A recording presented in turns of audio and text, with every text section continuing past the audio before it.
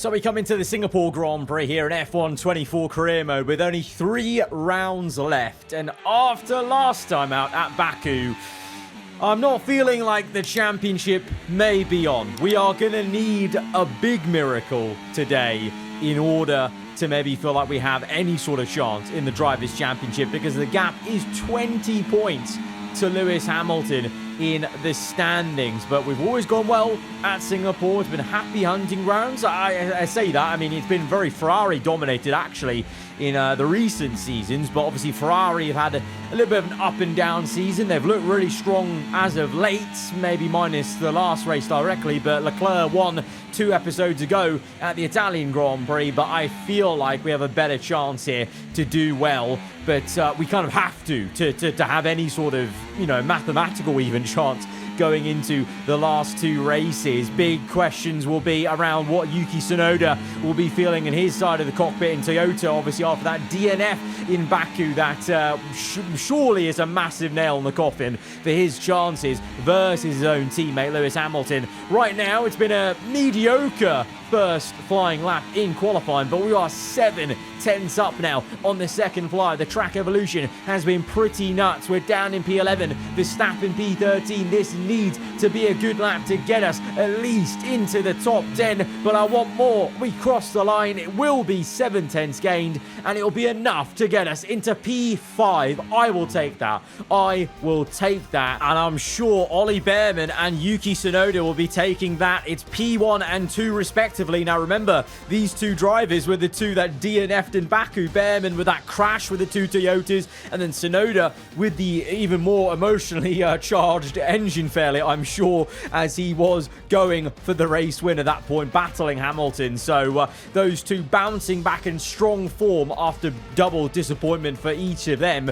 But Behrman, especially over 1 lap lately, really showing he is coming into his own, really on fine form. I think it's the 3rd time he's topped a qualifying session in the last 4 episodes, I believe, if memory serves correct. So very much putting themselves once again in the shop window for that Ferrari seat. But yeah, with the transfers, who knows what will happen. But here is a reminder of the standings then, and just showing you, yeah, that 20-point gap, it looks pretty big, and it's an even bigger gap now for Tsunoda to get into it. Like, maybe Tsunoda is actually just fully out. I don't know, but it seems like he's going to not go down without a fight. He's there on the front row, but we're also there, and we're lurking about, trying to maybe have an opportunity to still be in the frame with 2 races to go. Let's go to the grid for this GP. Marina Bay hosted a Grand Prix that briefly ran in the 60s and 70s, but the Garden City re-entered the calendar for good in 2008. We missed it for a couple of years, but it was great to come back to the Singapore Grand Prix. Now, everyone around me starting on the medium compound of Tyre. Historically, it has been, you know, maybe the few trying a 1-stop versus most on a 2-stop. But if you can make that 1-stop work, it is incredibly powerful here. I mean, that's how Leclerc and Ferrari have won a couple around here. And I think we should go for that. I have actually put the strategy on for a 2-stop for now, but I've made that second tyre choice the hards, leaving us open to basically decide what the race is looking like. Should we risk the 1-stop? Because even though I feel like the car could manage the 1-stop around here, the Red Bull's been good. At the same time, we also know at the end of this stint, even if the car theoretically can make it to the end and be fine, the Red Bull can be a very big handful and very peaky when the wear starts to come in. So that's the only concern around Singapore, especially with so many technical corners, very tricky corners where you need that grip. That's going to be the only worry in the back of my mind, and why I'm still kind of leaving it open to bail onto that 2-stop. But it's hard to tell what everyone else will do around us. I guess we're about to find out as we go to 5 red lights. The Singapore Grand Prix, 3 rounds to go. It really feels like crunch time now. Lights out, and we're underway. It's a good stop for Tsunoda on the front row. He's into P1. We get done by Leclerc on the inside. The Ferraris looking strong again around Singapore, as we've got Alonso out of nowhere round the outside. He's on the soft compound, so Alonso going proper aggressive, but the same for Leclerc on the left, and Sainz, what is going on? The aggression from the AI continuing to be mega in the recent episodes. Alonso's got a penalty, I suspect, actually, for the contact with us, potentially, as we try and squeeze Sainz, and bloody hell, Albono, what is going on there, man?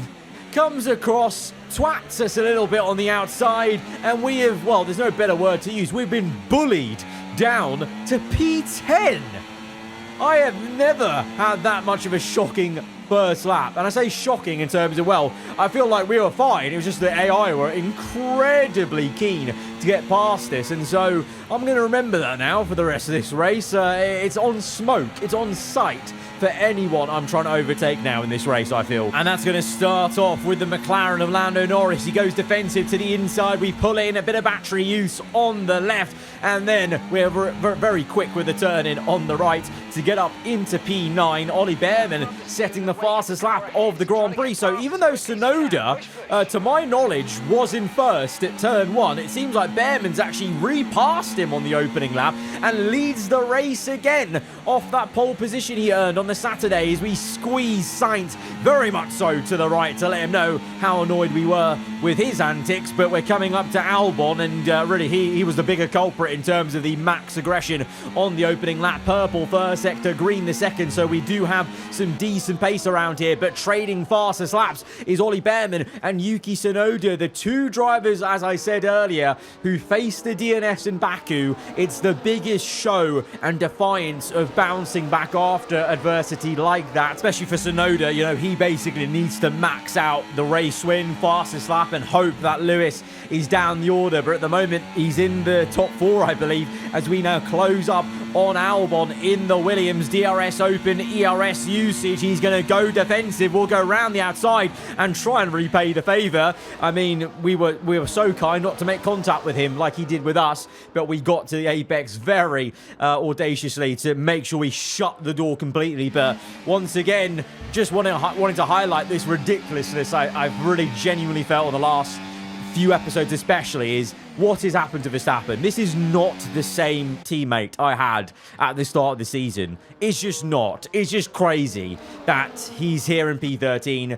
Obviously, qualifying didn't go well. Penalties could harm him as well and have harmed him. And then typical when you're in the traffic, the AI, you know, even a quicker car or a quicker AI-rated driver, they just find it difficult to get through that traffic. As we watch Behrman leading from Tsunoda, from Hamilton, then Piastri, who's doing very well to pressurize Hamilton, I must say, and Fernando Alonso, at least for now, using his soft compound to good use to stick with Piastri. So the Aston Martin Honda, for the first time really in the entire season, I guess also Baku as well, Alonso is really on it with his reactions off the red flag. But in the last 2 episodes, this is Alonso and Aston actually looking semi-competitive again ever since that Season 2 championship fight I had with Fernando Alonso to secure our first World Championship. As Tsunoda gets ever closer to Behrman, you feel like the overtake is coming. Behrman's enjoyed the lead of the race so far for 5 laps, but it's going to change over, I think, with Tsunoda having the DRS. He has the overspeed this time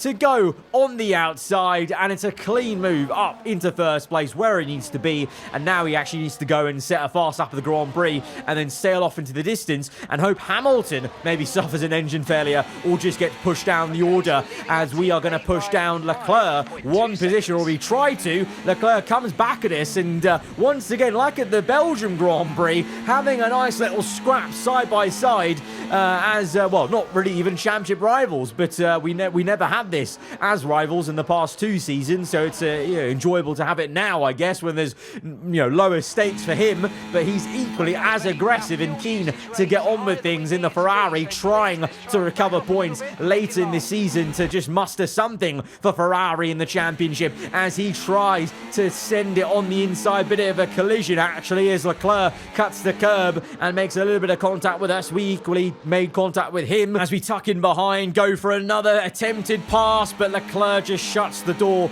at the right time. He's placing the car in all the right positions, and we're getting a little bit desperate now as we make a lunge into the hairpin. It is more contact with Leclerc. I'll put my hands up. That one was a bit overboard. That one definitely would get a warning from the FIA, as now Albon is sniffing around our rear end again. But look at the train Leclerc is forming as we lose the rear again, the dirt here not helping things, and there's now about 6-7 cars in this train, and there's acres of clean space ahead of Leclerc. 5.67 to be exact. We need to clear this Ferrari for any chance in our race, in our championship hopes, as we go for the pass again into turn 1. This time, we're going to finish it off and push away and try and close to Alonso. I actually forgot Alonso had a 10-second penalty, so all of that stuff about how well he's doing is going to be nullified, as look at that. It's amazing what you can do in clean air, huh?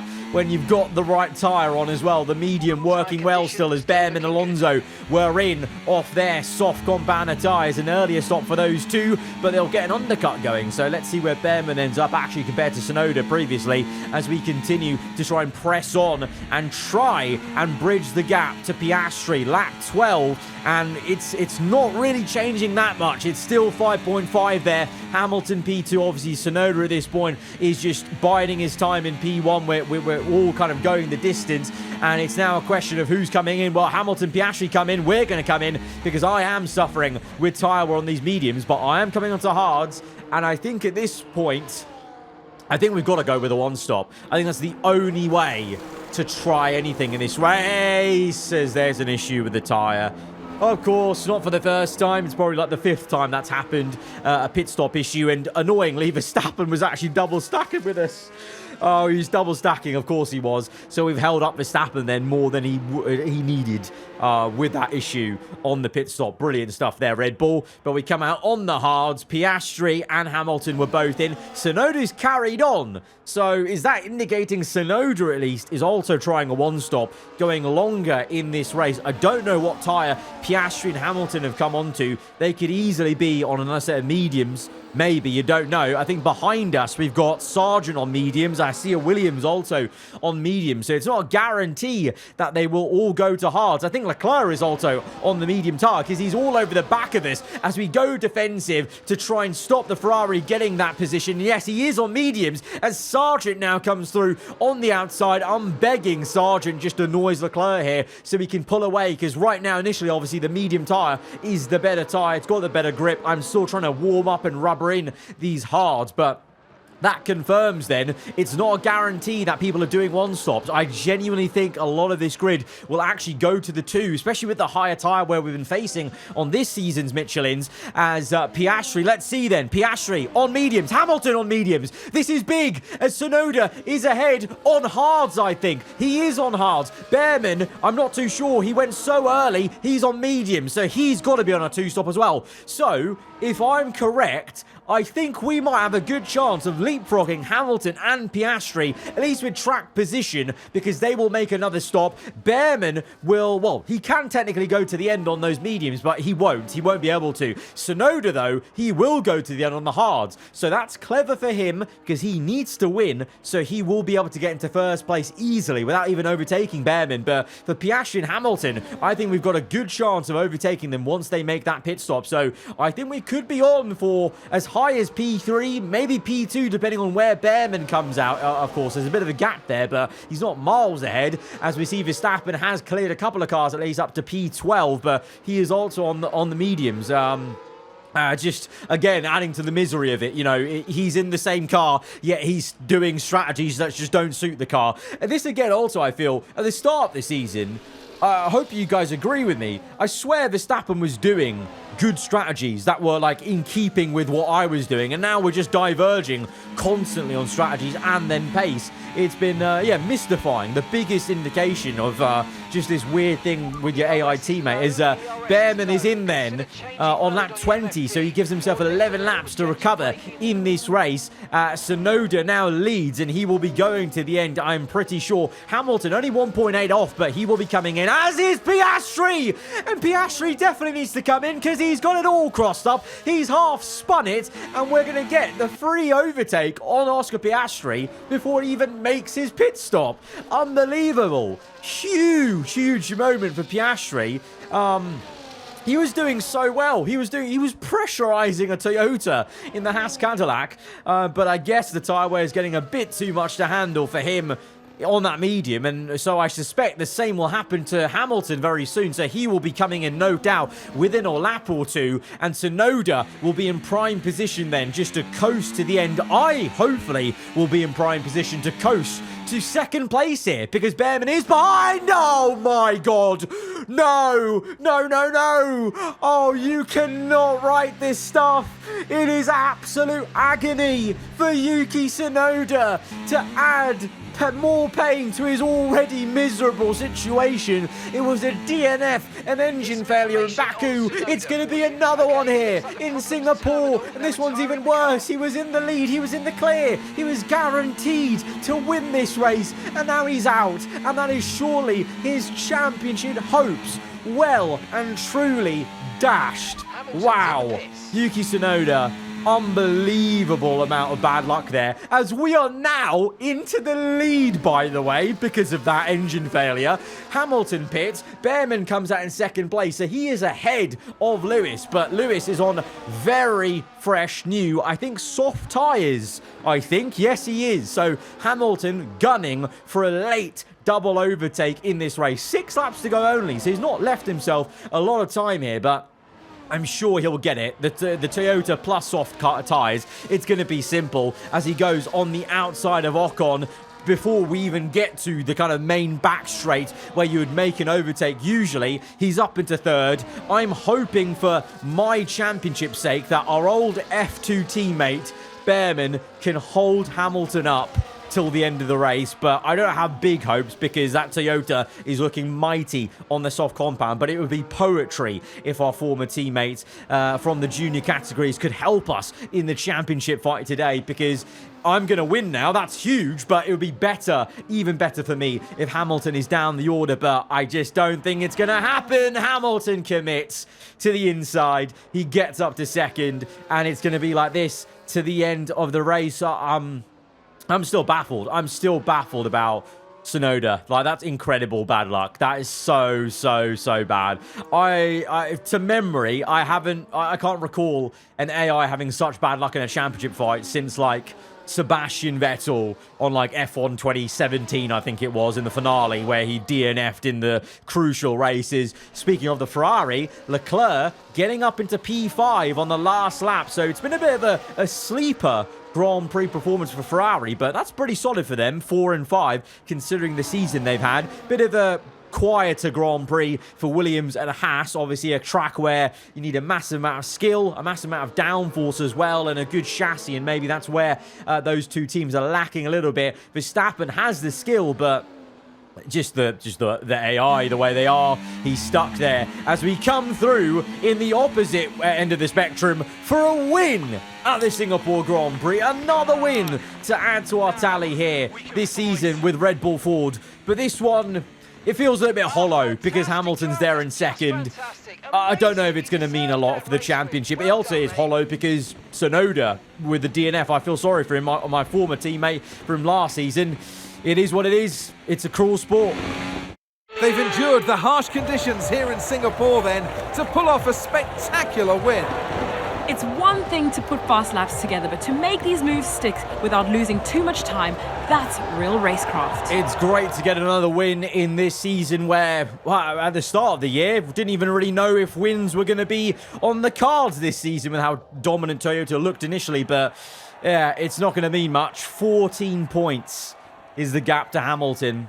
It's still mathematically in chance, but we are going to need another race like this, a miracle kind of race in the next episode, to then actually feel like we have any realistic chance going into the Brazilian Grand Prix at Sao Paulo. We'll obviously still fight as much as we can, but I'm not going to lie, it's not a case of I'm believing in it. I'll believe it when I see it and when the chance is there. Constructors has definitely gone, by the way. 49 points the gap is to Toyota. They will become the Constructors champions, I'm sure of it, but we keep fighting. We keep fighting. A race win. We've got to be happy with that, you know, no matter what. Guys, if you have enjoyed the episode, then be sure to hit the like button. Let me know what you thought in the comments below. And if you're around here, then do get subscribed for weekly Formula 1 content. I'll see you guys next time. Goodbye.